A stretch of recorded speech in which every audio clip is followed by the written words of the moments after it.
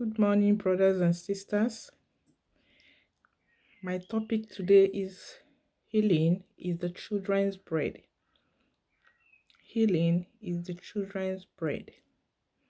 And my text is from Matthew 9, verse 20 to 21. Matthew 9, verse 20 to 21. Mark 10, verse 46 to 52. Mark 10, verse 46 to 52. Acts 1, Acts 14, verse 1 to 10. Acts 14, verse 1 to 10. Mark 5, verse 22 to 43. Mark 5, verse 22 to 43. Mark 9, verse 17 to 29. Mark 9, verse 17 to 29. And John 10, verse 10. Healing is the children's bread. Healing is the children's bread. My brothers and sisters, Christ actually came to redeem us and to give us life and life in abundance. That is why he said in John 10, verse 10, that the thief cometh only to kill, steal, and to destroy. But he has come to give us life and life in abundance. So no matter the tribulation, we shouldn't be scared. Because when he was on earth, he actually exhibited a lot of power and a lot of ability to prove to us that he came to redeem us. Like he did when the woman with the issue of blood ran to him in Matthew 9, verse 20 to 21. She actually touched his hem of garment and she was made whole. That is power. Power. He was made whole. She was made whole by mere touching the garment of Jesus. He also did an remarkable one in Mark 10, verse 46 to 52, where he healed the blind Bartimaeus. The blind Bartimaeus got his sight restored by Jesus. In Acts 14, verse 1 to 10, he healed the crippled at the pool of Bethsaida. He asked him to take his mat and leave. Jesus also healed Jairus' daughter in Mark 5, verse 22 to 43. That was amazing. Jesus is the Lord of all flesh. He has proved to us that he has every power. He is the man that can do all things, even in times of tribulations, in times of diseases here and there.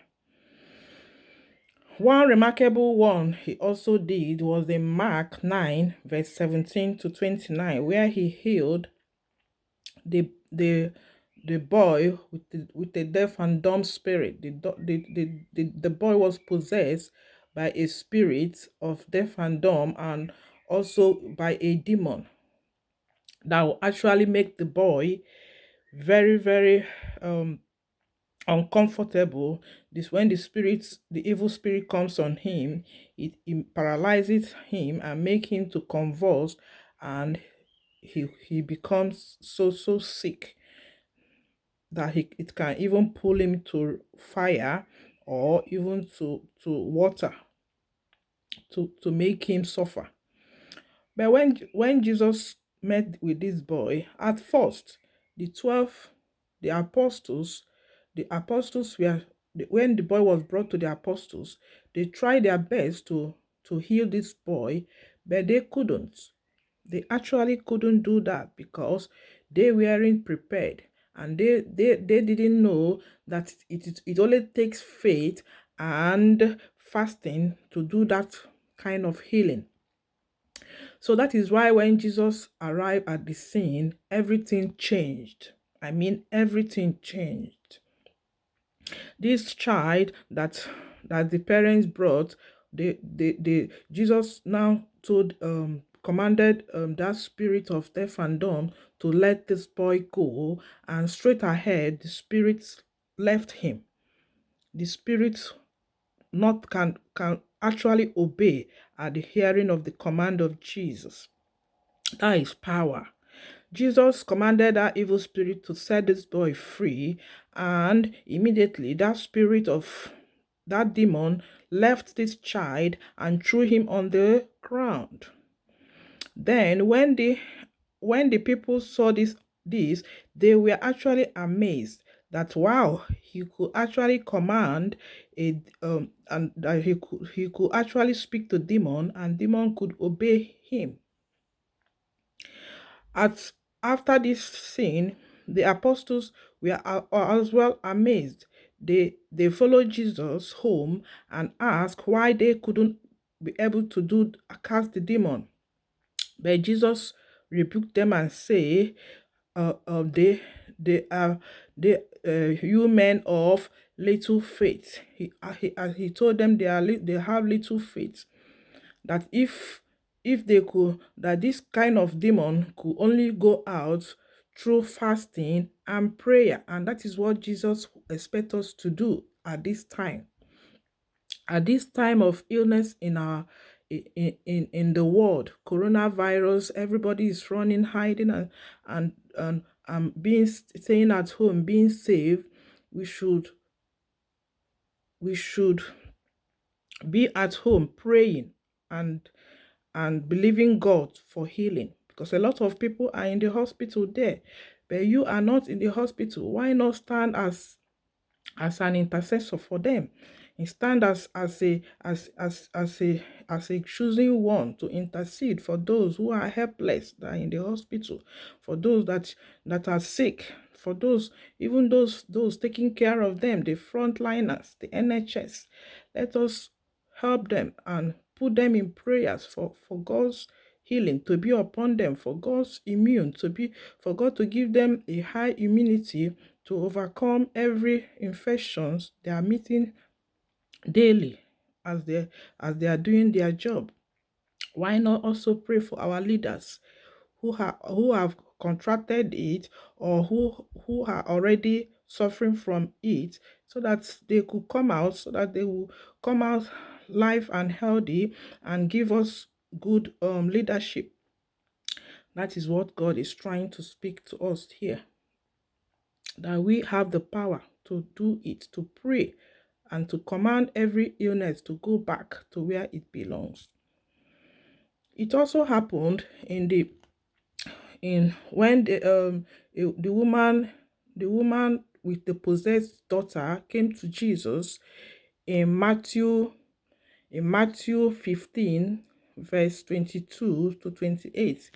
She actually asked Jesus to heal the daughter who is possessed of a devil, and told Jesus told her that healing is the children's bread. That only that the bread